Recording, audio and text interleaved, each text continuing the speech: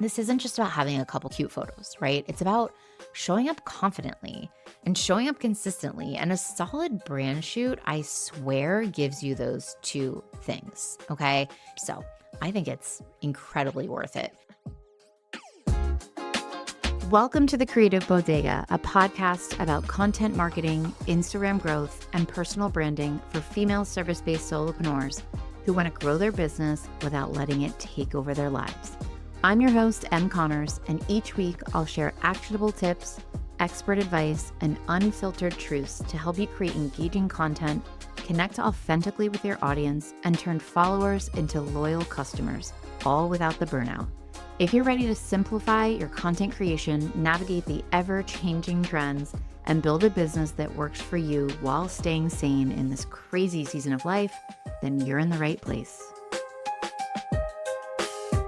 This episode this week is something that just kind of came to me because I'm in the middle of prepping for it. And I thought, maybe they would appreciate some information on this, because whenever I have had a brand photo shoot, which is what we're talking about today, I get a lot of DMs with a lot of questions. And it always surprises me a little bit, but it's kind of an intimidating process for me.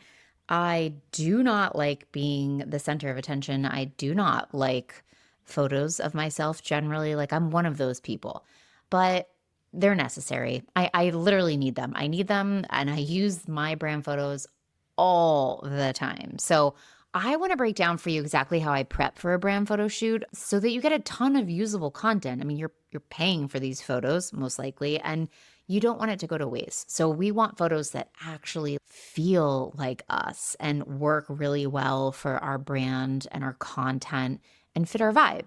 So I'm going to walk you through how I prep and probably share some of the mistakes I've made along the way. I think this is my fourth or fifth brand photo shoot. And we'll talk about, everything from Pinterest boards to packing up my plants and my desk accessories to bring with me, and why I'm leaning into more creative, non-traditional shots that really help my content stand out on Instagram and in my business in general. So what we're going to cover today is building a vision board to help clarify your aesthetic through Pinterest, choosing outfits that are going to align with your brand vibe, picking the right location and making that work for you, finding the right photographer who really gets your vision, planning your props and packing a brand bag, and then some creative shot ideas beyond like that typical headshot, right? Or the girl sitting with her laptop on the couch or like against the wall with her feet in an interesting angle. And listen, I've done both of those shots, so I'm not making fun of anybody. But let's talk about it. Step-by-step guide. Step number 1, create a Pinterest board for inspiration. So my photographer, as you may or may not know, is my very best friend in the whole world. Her name is Courtney. Her handle on Instagram is Seafloor Studio. She and I worked together in fashion back in my New York City days, and we've kind of been inseparable ever since. She's one of those, a reason, a season, or forever. She's my forever. She's stuck with me forever. She's amazing. And she and I plan a photo shoot once a year. So we might have done 2 one year, because I swear this is our 5th, but neither here nor there. We share a Pinterest board, and she started this with me, and she invited me to it. And we basically, the week or 2 before our shoot, start adding images for inspiration, because I'm not a model. I have no idea what to do with my body. I feel very awkward. And so I need to be able to just look at a picture on Pinterest and do what that model's doing. So that's what we do. We literally have her or my laptop open with Pinterest open, and we will organize the photos, like photos with iPhones, and then photos with laptops, and then like flat lay shots or like detailed close-up shots and full body shots. So we try to organize them so we can kind of like bust a whole bunch out in a row that are similar, but that really helps us save time. So we will create this private board. We will add, again, all types of shots that resonate with us or that we like. And this helps us just in the moment really decide what what type of shots I need to do. And we kind of like check them off the list as we go. So it helps a ton to save time, and it helps me figure out what to do with my body because, again, I get a little awkward because I don't like being the center of attention. So, pro tip, use terms like creative brand shoot or flat lay workspace or candid branding photo when searching. And I bet you'll find a bunch of really awesome photos for inspiration. In fact, I should have her put all the photos she's taken. So she is an incredibly talented photographer, and brand photography is definitely her thing, but she's also amazing at like prop styling. So I think she actually likes that more, but I just force her to take my brand photos because she's so good at it. Plus, it's a reason for us to get together. So we basically, no kids, no husbands, we get together for 3 nights. And only one of those days is the brand photo shoot, but we get together for 3 nights somewhere in between where we both live, and we make a long weekend out of it. And it's just so fun. We call it our creative retreat. So step number 2 is I want you to plan your outfits with intention. So when I first started thinking about a brand photo shoot, I thought I had to order all these brand new clothes and, I don't know, just get really interesting clothes. And then I figured out that I am my most comfortable in the clothes that I wear every day. And I actually didn't want to present myself drastically differently in my brand photos than I kind of look every day and what people are used to in stories. So I didn't need 10 outfits. I just needed a few really good ones that reflect the mood for my brand. And the mood for my brand is quite casual. Okay. I'm very comfy casual. And so that's what I'm going to go for. I'm not going to show up in like a suit or like a really fancy dress. That's not how I dress. And I don't know. I don't think those brand photos would fit me if I did it like that. So I aim for 3 to 5 outfits. And I basically lean onto the comfy casual look. Like I'll do ripped jeans and a t-shirt and maybe add some fun jewelry to make it a little more interesting. If anything, I'll buy like a new pair of like shoes, like Sambas or something. But honestly, I really don't worry about that. So I like to either stick to my brand colors or neutrals. And I don't do anything in between. Like I'm not wearing red in my brand photo shoot. You will not really, well, I don't call it red. I do have a tomatoey color, but it's more of like on an orange side, but that's not a great color for me. So I stick with my brand colors or neutrals. And I think that's really important because if you're, a really modern, clean, crisp brand with minimal colors, I don't think you want to be showing up in like bright colors or reds or, I don't know. I would think you want to be a neutral. So I really think you should take that into consideration. I also really avoid busy patterns or really memorable clothing. Like, why? Because I just find when I'm in more neutral, plain basics, I just get a lot more use out of the photos because I don't feel sick of seeing a certain top. I'm assuming other people are not noticing it either. But if I were wearing like a ruffle collar button down with with polka dots on it and it was 2 very distinct colors, I'm pretty sure everyone would remember that each time that brand photo showed up. So that's just me. I try to wear pretty basic stuff. And then I like to, think of layers and accessories to sort of add personality. So really just plan those outfits with intention and don't wait till the last minute. Take it from me. Like start looking at your clothes a month before. In fact, my shoot isn't in about a month today, actually, a month from today when I'm recording this. And I need to start looking at what I have and fill in the holes where I need to. Step number 3, choose a location that fits the vibe. So remember I just told you before that my best friend and I go away for this. So we rent an Airbnb for this weekend and we typically shoot in the Airbnb. And it's a write-off, so I book it, and it's really fun because, again, we get to get away, and we get to be in a really cool space. So the setting's going to say a lot about your brand. Like, I care about what the surroundings look like. So I've actually never done a photo shoot in my home. I've only ever rented a really cute Airbnbs, and she dragged me to a coffee shop last year. And I don't like people looking at me, and I don't like having photos taken, so honestly, I don't like any of the pictures from that little stint at the coffee shop because I look so uncomfortable. Like I want to just curl up and hide. So I don't think we'll be doing that again.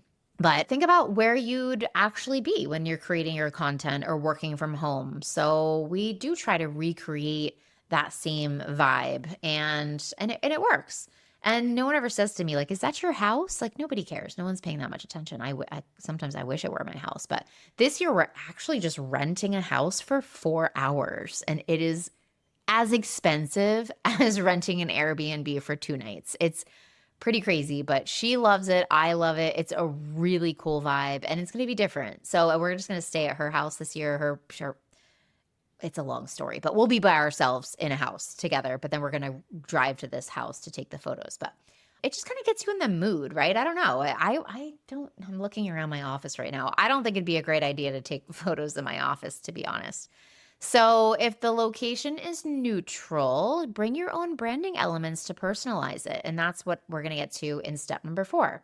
So step number 4 is to pack your props and personal touches. So Courtney, my photographer, she tells me to do this. She's like, bring your plants, bring out those photos behind you, bring the mugs on your desk, bring your favorite notebook. Like she tells me to bring all this stuff, which always makes me giggle, but I do it. And then she gets some really cool pictures with my stuff. Again, because we're not in my home, we're not in my office. I have packed up plants and I've brought them with me on these weekends. It's actually really hilarious, but it's one of my favorite parts because in the photos, we're just like literally taking somebody's framed artwork off the wall and putting mine up, and I'll stand next to it. It's very simple. We're not going crazy, but it is cool to have some stuff that is uniquely mine, right? So of course I have my laptop, I have my journal or my planner that I use every day, maybe some books that I love, coffee mug for sure, my water bottle that's always around that people may recognize for me, any office supplies and my brand colors,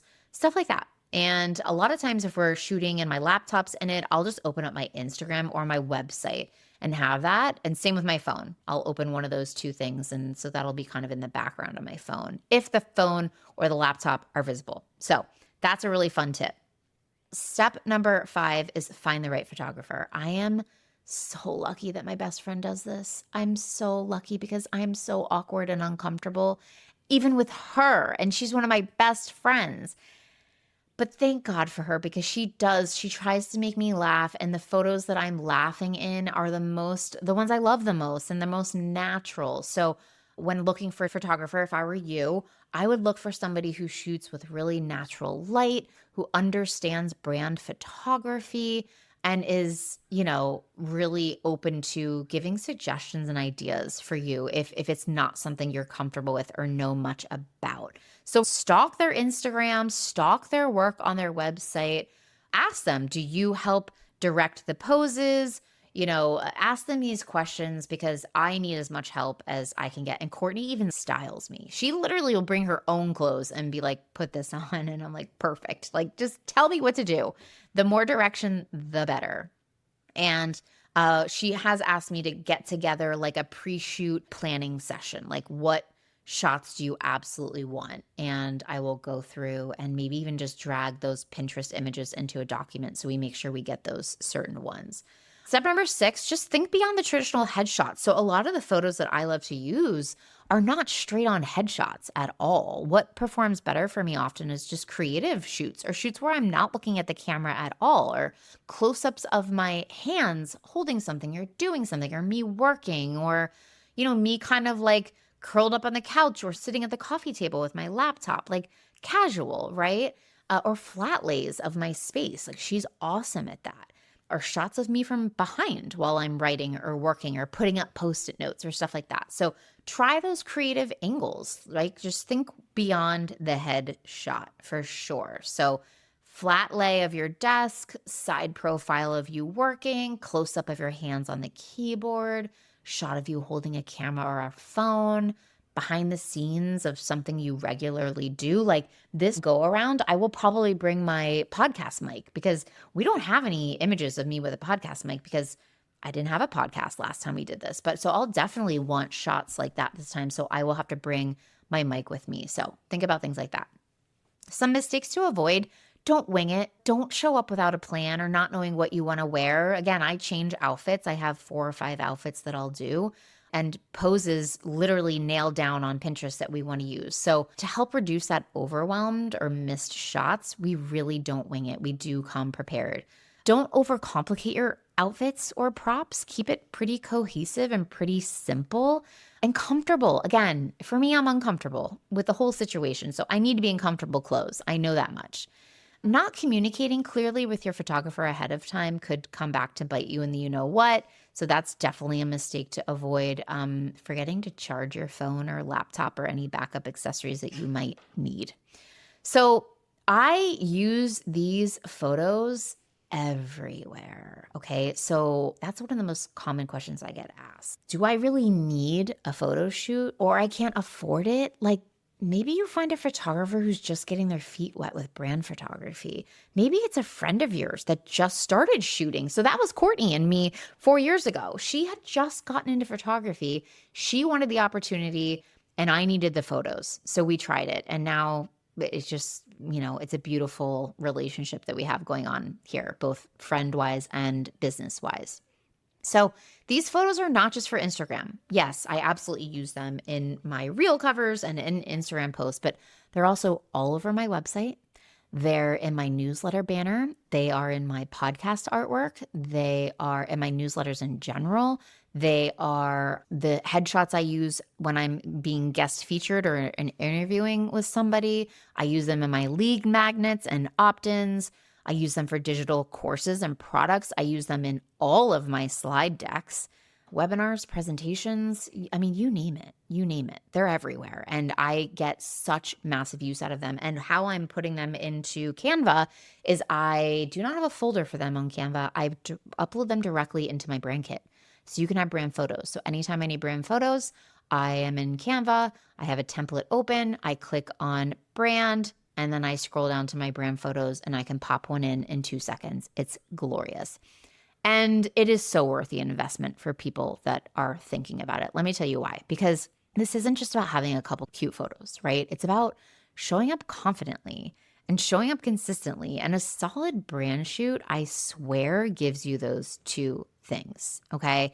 It gives you your time back because you're not scrambling to find a decent photo or take a decent photo of yourself. It gives you that professional look and feel, and the quality of the visuals instantly builds trust, in my opinion. It helps your feed be more cohesive every time you're showing up and cohesion across everything, your website, your podcast, your social media, your newsletter, all of that will be super cohesive if you're using brand photos, boosts confidence, and I think just builds momentum. So I think it's incredibly worth it. And final takeaways, your brand photos are more than just pretty pictures, right? They're really the visual heartbeat of your business. When you prep intentionally, you walk away with a photo bank that makes content creation that much easier and more aligned. So pack your plants, bring your vibe. Don't be afraid to get creative and have some fun. And yeah, you've got this. Thank you for tuning into this episode of The Creative Bodega. Let me know what branding questions you have. Shoot me a DM. And again, all the notes from this episode can be found on my website, thecreativebodega.com/blog/19. I will see you on next week's episode. Thanks so much for hanging out with me on the Creative Bodega podcast. If you love this episode, please be sure to share it with a fellow solopreneur who could use a little content creation inspiration.